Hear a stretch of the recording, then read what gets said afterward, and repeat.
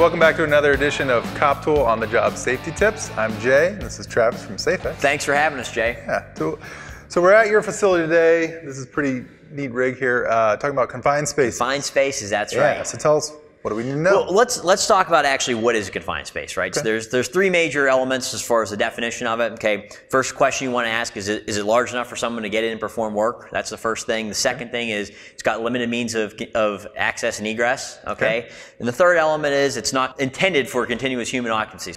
Okay, so we determine that, and then where do we go from there? Well, you want to then assess the space and actually determine. So once we figured out it is a confined space, we want to determine whether or not it's permit required or non-permit required confined space, because the requirements from there are a lot different. So do you go to the city and get a permit? No, if you've found that you have a permit required confined space, which is something that has potential to contain a hazardous atmosphere. So maybe something's like oxygen deficient or something like that. Okay, what you would have to do is to meet OSHA requirements, you'd have to fill out a permit, talk about each person's roles and responsibilities within the entry of the space and the procedure as far as rescue and things of that nature.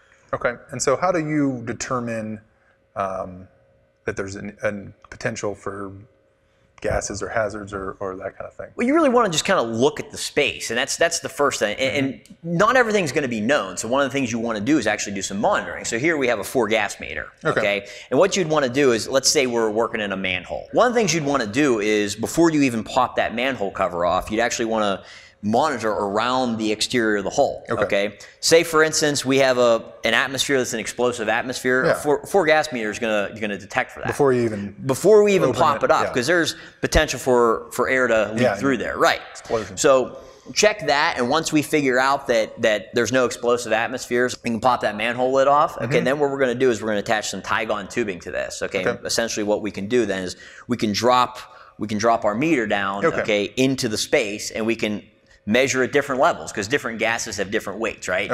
So we're going to check it out, and we're going to determine that the whole space is safe to enter. And at that point, then that's where you make your determinations on your permit as far as what your plan of attack is for your entry and your rescue procedures and things of that nature. Okay, and so if you determine that this is a permit required space, what are some of the steps that you need to take to actually send somebody down in there? Well, it depends on what the hazards are. Let's just say you have a potential for a hazardous atmosphere, bad air, or something like that. You might want to look at some ventilation. Is it a situation if we're working in an area that we could maybe lock out hazards? We could do like some double block and bleeds or something like that. If you're working in a situation that's like a live sewer, if you have water lines or something like that in the area, is there potential for live electricity? Can we lock out the live electricity? You want to look at what you can do to actually control the hazards before we get somebody down in there. That's kind of what your approach is. Maybe we can't do anything. We have to use respiratory protection. Those are all things you want to consider.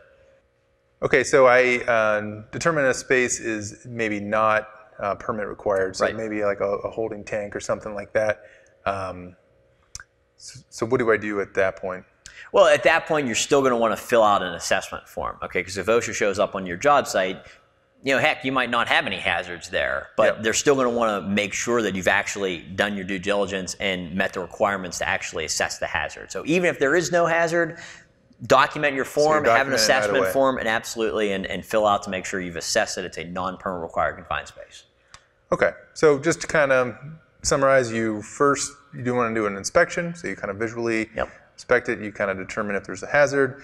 If, then you would use a gas meter to determine, make sure it's safe. So you've kind of assessed, and you've said this is, and then you fill out the paperwork, and then you're ready to do the work. You're ready to go, Okay. All right, thanks for checking out part 1 of the confined space safety videos. Part 2, we're actually going to get into a confined space. And then for the full story, don't forget to check out coptool.com.